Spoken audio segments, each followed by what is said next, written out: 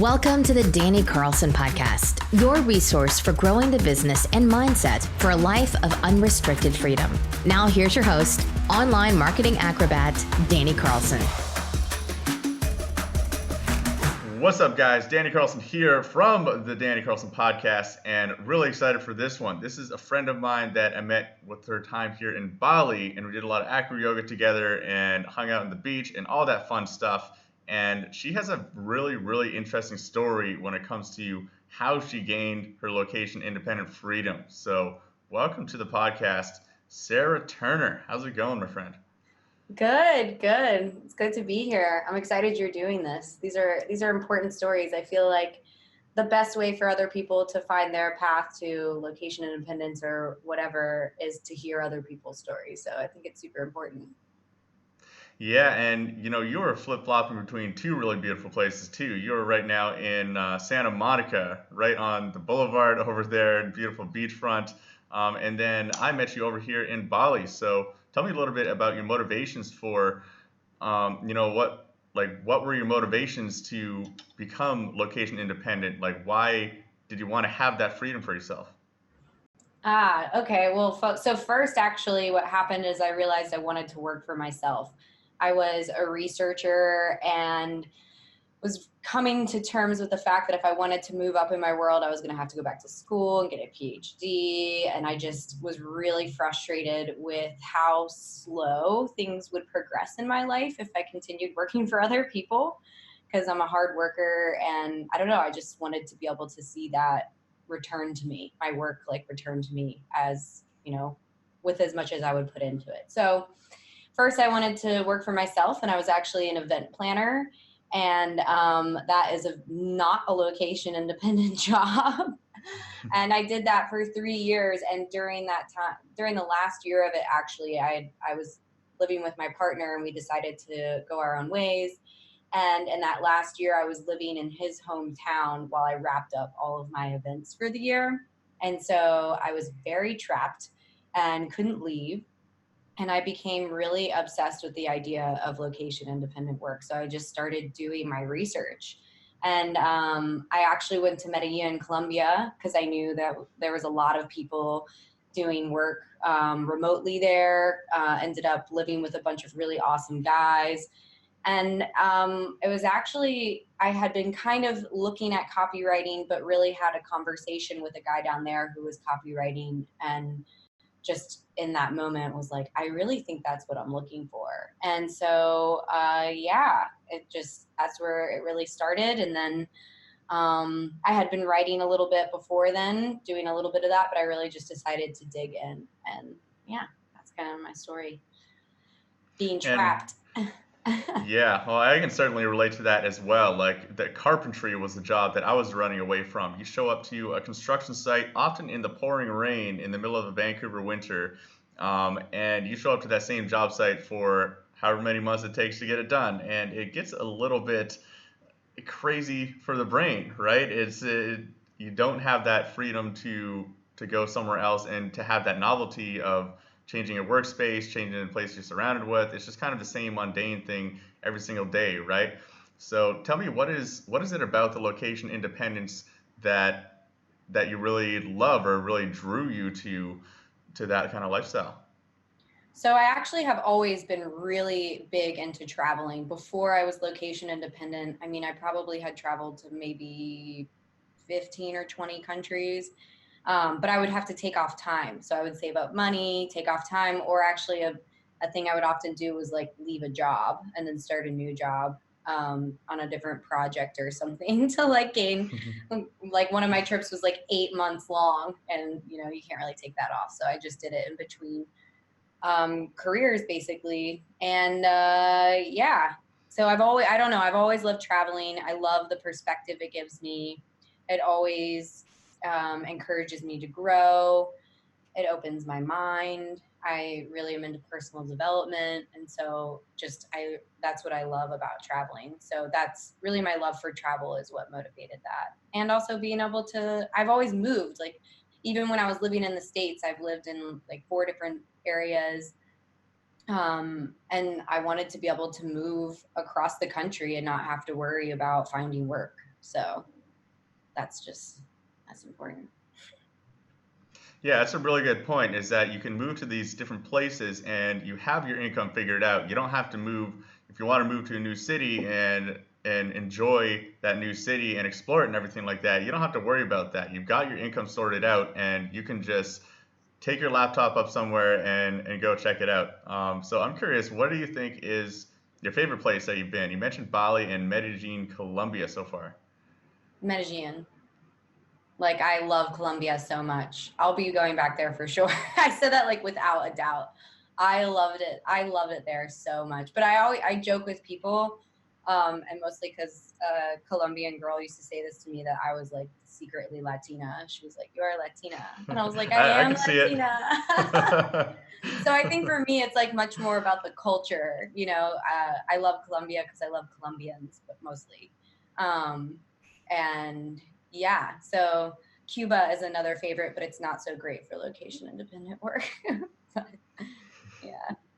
So Yeah, is it the internet is just not so good there, or what about it? It's not yeah, good. no, internet is not great. Just they don't really have a great tourism infrastructure, so by default, it's a little tougher to get just like money dealt with. Internet, things are restricted, but Cuba is incredible as a country. I love it. Yeah, it certainly seems like a beautiful place now that it is open. So Sarah, I want to hear, what was it like? You now are at a really awesome place where you have quite a large student group teaching people how to do copywriting, and you have the Sarah Turner agency. But what was it like when you were just starting out in copywriting, when you just were learning the skill set? Maybe you're getting your first clients. It's a big gap between then now and when you started out, right? So tell us a little bit about the humble beginnings of your copywriting Right. career.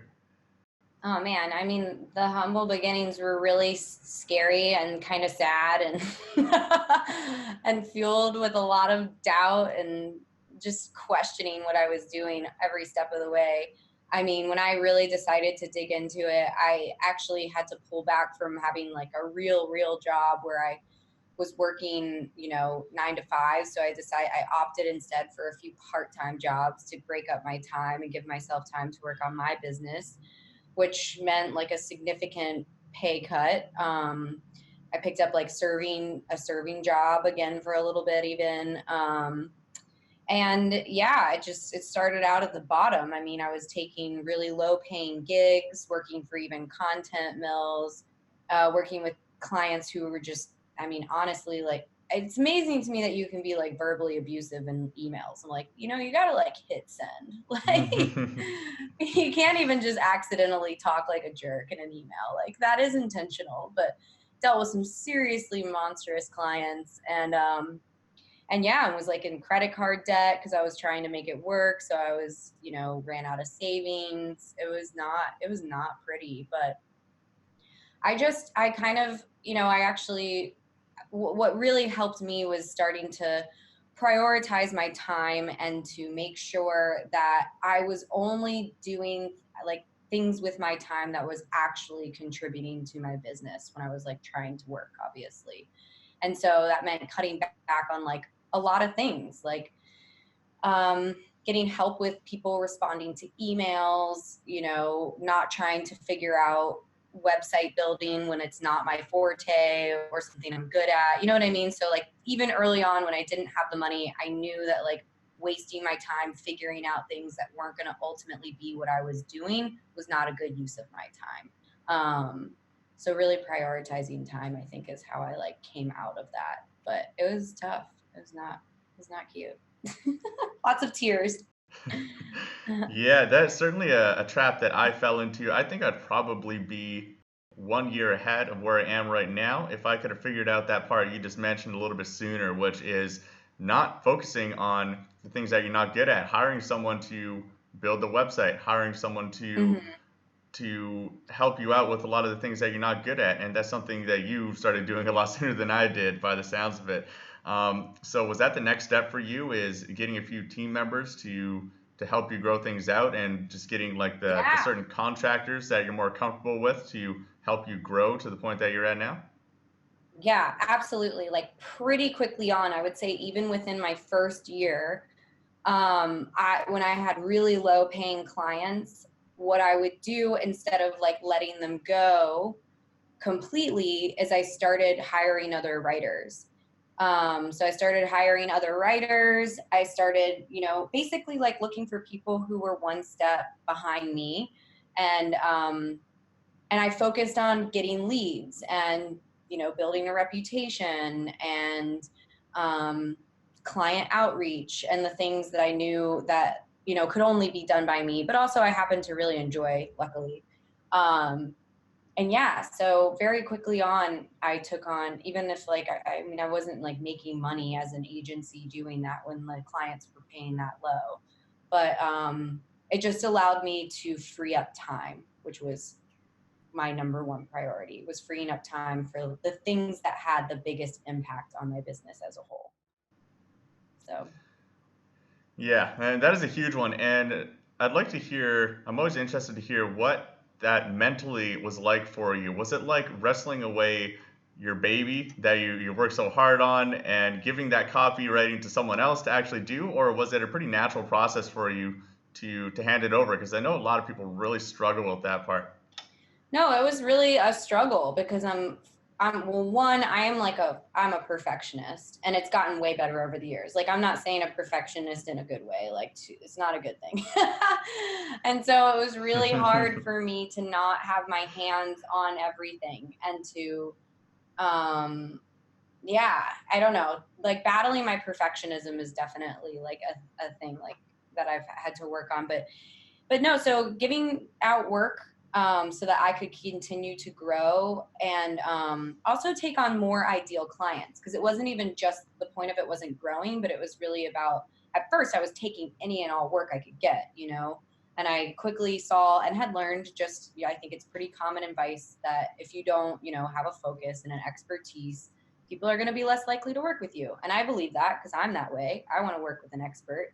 So really narrowing my focus and finding an ideal clients became the focus. But bringing on people was really hard at first. I've gotten a lot now. Right now, it's a lot easier for me. In fact, as soon as something doesn't sit right with me, as far as like, this isn't the best use of my time, I will immediately go look for somebody else to do it.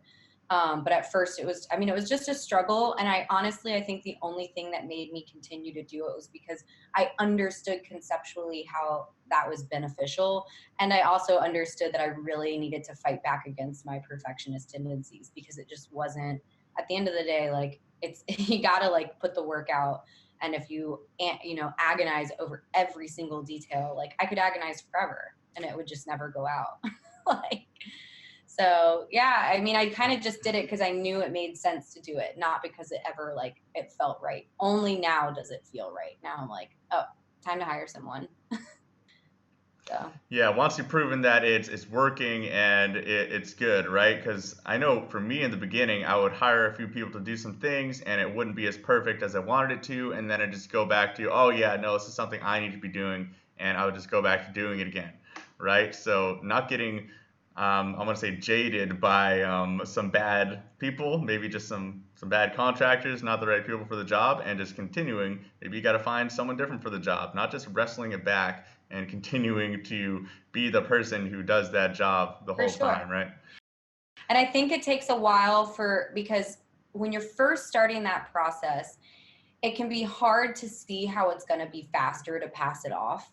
Because for me anyway, I'd be like, I can do this better and faster than they can. But it's like everybody takes a second to learn your process, to learn your preferences. And if you don't give them that opportunity, like you're going to continue doing it forever and you're not going to be able to grow. So yeah, just keeping that in mind too, that you got to give them a chance to learn what you know, and it will save you time.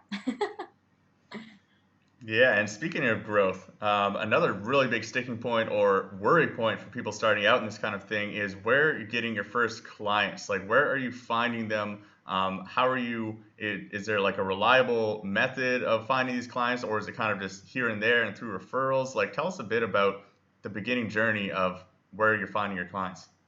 So because I mentor copywriters on this specifically, this is very much a copywriter path, and I don't know that it is applicable to everyone in the digital space, although I would suspect it is. But I mean, the best thing I have found, and also this is just like what sits well with my values, is to really like focus on building a rock solid reputation.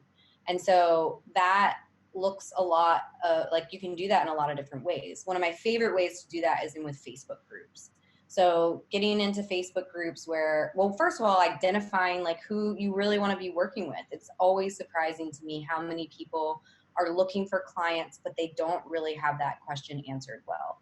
Like, it is so worth your time to really get super, super specific about the kind of person you want to be working with and the kind of projects you want to be working on.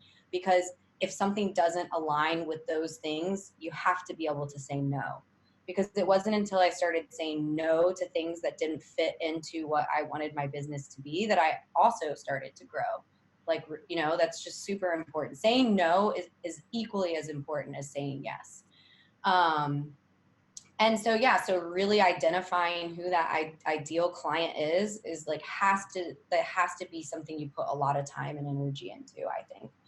And then working on building yourself a reputation. So getting some solid portfolio pieces, whatever that looks like for your industry. I mean, maybe you don't get paid a ton. I don't recommend ever working for free because that diminishes your value in any client's eyes.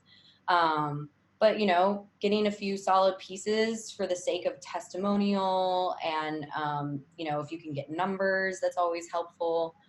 And working on building up like your online presence in that way, but then also your reputation in like the online world. So it's actually like, if you go into Facebook groups where your ideal client is hanging out and you are just incredibly helpful and always giving back, you know, like you're going to start to be noticed and people are going to click on your Facebook and click on, and then your website's there and they'll start to know who you are. And then again, same thing with when you have ideal clients, like they generally will recommend you to other ideal clients. Like I work a lot with doctors, and at this point, like almost all of my clients come from referrals and from my website. So also working on really good SEO for your website is super important. But yeah, and then the last thing that had really helped me grow and I was really unsure about, but I'm now a firm believer in, is cold emailing. Once you like have a really clear image in your mind of who the ideal person is, sending really helpful, value-packed cold emails that is, you know, relevant to their business and their goals. Like you need to know like what are their goals and how can you actually help them, give them ideas, and just demonstrate value. That has been a game changer for me as well. So that's another thing that I teach. But I think kind of that process in that order is what I recommend. And it will happen. I mean, it happened for me in under a year, really. When I decided to like implement that process, it took me like probably 6 months before it was like, okay, now clients are like coming to me. So it's not as long as it sounds, I think. I think that's pretty quick. So Yeah, 1 year is pretty quick to be able to switch careers completely and build up an income that you know, was even better than you had to begin with. In my opinion, doesn't sound too bad to me. And I agree with you on the order of things there too, because having that solid base foundation of the testimonials and the reputation and all of that content and blog content out there is going to make any other marketing efforts that you do more effective. If someone answers a cold email and they go to your website and they see that you have a good reputation and all this content and everything, they're much more likely to convert. And so getting that solid base, I think, is a really good idea. And the best thing about it is that is free marketing, right? You create a blog post, you are leveraging your time. You're not leveraging $1,000 that you put into Facebook ads and you hope it gets a return, right? And social media, you know, posting in Facebook groups and trying to be helpful and valuable, that's just leveraging your time, which is one of the reasons why I really love a service-based agency. Is you don't need money to start it out, right? No, you don't really need don't. that $10,000 loan. I had negative money when I started. And I think I remember like paying, I think the $200 to create like my website. I was like, oh my gosh, $200. Like it was a lot of money for me back then. So you really don't. Just need time. Oh, And I believe absolutely. it's a compounding effect. Sorry, I just got excited. And I believe it's a compounding effect. Like the thing about that part, that whole process that I just described for people when they're starting out is they don't see the light at the end of the tunnel. It just feels like so much with like, you're like not sure if it's working. But I promise you, if you do all the things I just described and you keep your head down and you keep working at it, one day you're going to look up and you're going to have an awesome client base. Like it will happen. That is such an important point when it comes to putting content out there, like SEO content and posts on social media and stuff like that. Is you're not going to get everyone raving at your first couple posts you put out there. You're going to get a few likes, and maybe your mom's going to comment on it and say, "Nice one, honey." And your blog posts are not going to get very many views, but it sucks because you have to put a lot of effort into creating this good content and putting it out there, and you put out, 4 or 5 pieces and no one's seeing it. That can be really discouraging for a lot of people. But I love what you're saying about the compound effect. I believe you recommend a book to Yeah, a the lot of slight edge. people, The Slight Edge. Yeah, I absolutely love that book. Just in a nutshell, so what she's talking about, just like the curve that goes horizontal for so long, most of the input is getting you almost no results, and then at a certain point it starts to tip up, and then everything starts compounding on itself, and most of the success comes within the last little bit of your effort, when it was all of that work that wasn't showing you any results was actually But doing it something, feels the like little you were, things. yeah. Yeah, it feels like it's not showing you results. And I will say that like I think we place a lot of value on things that aren't actually important. Like Instagram followers, the number of paid people who come and see your blog post. Like I just don't think that's as important as or the number of visitors to your website. Obviously it depends on what your ultimate goals are. But I don't get a ton of traffic and I'm still showing up at like I don't know if I am anymore, but I was the number one result for medical copywriter for a long time. But I haven't done anything to my website in years, probably. Actually, my students are like, who needs somebody to update their website? You, because it's like what I'm recommending that they do. I'm like, do what I say, not as I do. Okay, guys, I don't have time to update my website. But yeah, so like I don't get traffic. I mean the traffic to my website is so low, but I'm still a number one like result for exactly what I want to be the number one result for. And at the end of the day, that's what matters, not how many people like comment on my blog for me. So I don't know. Just don't let that stuff bum you out because it's not nearly as important as we like it to think. Oh, absolutely. And you mentioned as well just creating relationships with um, like audiences of people that are your target customer and everything like that. Can you give us an example? Is that in Facebook groups? Are you reaching out to people that have your target audience to create some kind of relationship with them, so you can get in front of their audience?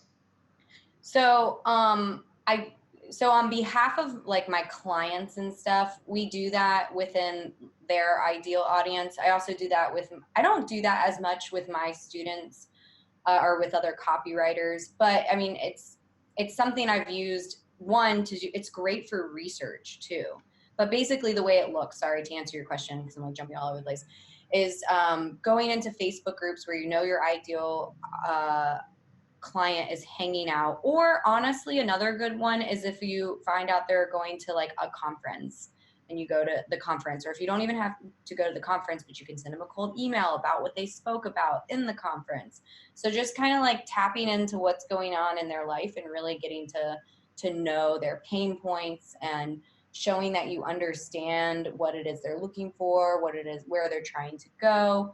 And I just think Facebook groups are the easiest and most accessible version of that because they're so well organized by interest. So you can just go in and don't sell yourself, like go in, and if somebody's asking about something and you know the answer and you can provide a lot of value, like just be helpful. And yeah, so that's been a really good, I don't want to call it a technique because I genuinely like helping people. So it's not even just like, I don't know, it's just building your reputation with integrity, which I think is just super important, especially in today's world where people are like worried about working with somebody online. So Oh, absolutely. And just to build on that, one kind of supercharged Facebook group tactic that really helped grow my agency is creating relationships with the admins of these Facebook groups. So looking for people that have the Facebook group of your target audience of, let's say 2,000 or more, hopefully, and creating some kind of mutually beneficial offer with them, maybe like a giveaway where you give away a free copywriting package to them or something like that, and then you have them posting your services, so you look a lot more credible, and you can often create a long-term relationship with these group owners. And as long as you come in there and you're answering questions every now and then and being valuable to people know who you are, and you can be the recommended service provider for that group of your target customer. And you do that for 3 or 4 Facebook groups. That's all you really need to have a really solidly 5-figure a month agency. You really don't need anything else if you can get that going. That's such a good idea. I've never recommended that or even heard that, but that's so smart. That's good. Yeah, it can be a little tricky to get those relationships set up. A lot of people will not respond to you or say no, but hey, there's a lot of different Facebook groups out there with exactly your target customer. All you need is a couple of them to say yes, and you're rocking and rolling and off to the races. So Sarah, I always like to ask this question, and especially you, when you're working with a lot of new people, I bet you have a really great answer to this. So someone that's listening, they're starting out, they know they want to start some kind of service-based agency and become location independent, but they're really scared. They don't want to leave their full-time job. They're really not confident in their ability to do this. What kind of advice do you have for this person? Well, I think that first, the basis of obviously I'm sure there are people who are successful in not doing this, but for me, there's no way I could have worked on my own outside of a traditional 9-to-5 without doing some serious mindset work. So if you are wanting to do it, I would say first and foremost, dig into personal development first. I think that morning routines, I'm a big Joe Dispenza fan, big Slight Edge fan. I just see the value in that touching every aspect of your life. So if you're afraid to leave your job, you can read about all the information in the world about how so many people are doing it. But if you're not working on your own mindset and the internal dialogue you have in your own head, you're going to continue to just live in fear. So it's not that I don't live in fear, I just kind of continue despite it. And I really attribute all of that to mindset work, morning routines, personal development. So that would be my number one piece of advice. And I just think so much will come out of that. And then really finding the mentor that is this is the person that I want to be, or I want to follow their path and really follow them. Do what they do, but actually do it, So often people follow mentors and they don't actually do what's recommended to them. And you just end up causing yourself a lot of heartache. To be an entrepreneur, there's no degree that you can get. There's no, boss who's okay, do this today, do this tomorrow. You've done a good job, improve here. You are that person. And if you want to be that person, you need to, one, not be talking shit to yourself all day long and beating yourself up. But 2, you need to find somebody a worthy mentor who you're going to kind of follow in their footsteps. And sometimes you can work with them directly. Sometimes they have mentorship programs. Sometimes they have courses. But yeah, following somebody else, and it doesn't have to be one person, but following their path and doing the work. So. Yeah, I just want to echo what you said about mentorship too, because this is something that I personally had a resistance to starting out, because all of this information is it's really, you can find so much stuff for free on YouTube and online courses that are free. There's so much great free information out there that I had a real resistance to paying for mentorship. I was raised in a very middle-class family, and money was kind of tight, and I just had this the icky kind of feeling around money, right? And that was something that I had to get over in my own financial mindset. But I'm absolutely a proponent of paying for mentorship. I recently just finished an 8-month 8-month mentorship that I paid $10,000 for. And you can bet your ass I spent a lot of time and effort making sure I got the most out of that $10,000. And there's been so many other courses and things that have started that I got free access to from a friend, or I started, and like I've finished probably less than 25% of those because I was just not invested. And there really is some magic about throwing down your hard-earned cash on something, Absolutely. on a result of someone who has achieved the result that you want to achieve, and you throw down your hard-earned money, you are actually going to get a lot more out of that than if someone gave you exactly the same course and exactly the same mentorship for free. You would not take it as seriously. You would not get nearly as much out of that. I'm a firm believer in that. Absolutely. Money mindset is another thing that's like worth looking into and working on. I had no idea how weird and messed up mine was until I started down that like personal development journey. So that's another thing. But having like skin in the game is important. Like I this past year, this past year I've worked with 2 mentors, and then I'm set up to work with another mentor next year. And I think it is hilarious because I was the same way you were. I was like, I am not spending money on a mentor. But every time, the last 2 I've worked with, one I worked with while I was in Bali, one I'm working with now, and then I'm going to work with the next year. The growth has been exponential, and having skin in the game makes you show up so much more, when you put down the money for it. And so I see tremendous value in mentorship. I think it's amazing. Absolutely.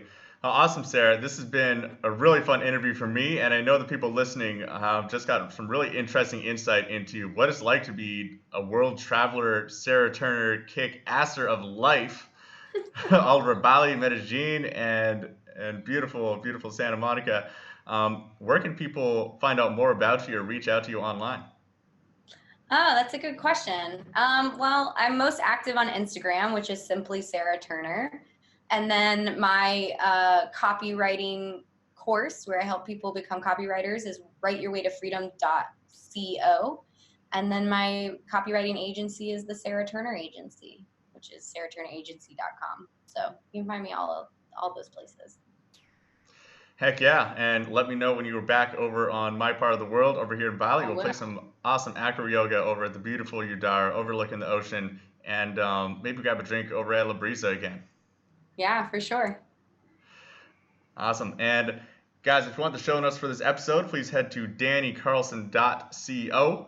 And if you have not left us a review already, there's probably like almost no reviews for this podcast yet. This is going to be episode 3. So you could be one of the first people. Could you imagine that? You'd be like right on the front page and everyone would see it. You're going to be famous, and pretty soon you're going to be having the paparazzi reaching out to you because they're like, you were one of the first reviewers on the Danny Carlson podcast. So much appreciated. Until next time, guys. Peace. Thanks for joining us on the Danny Carlson podcast. For resources mentioned in this episode, visit dannycarlson.co.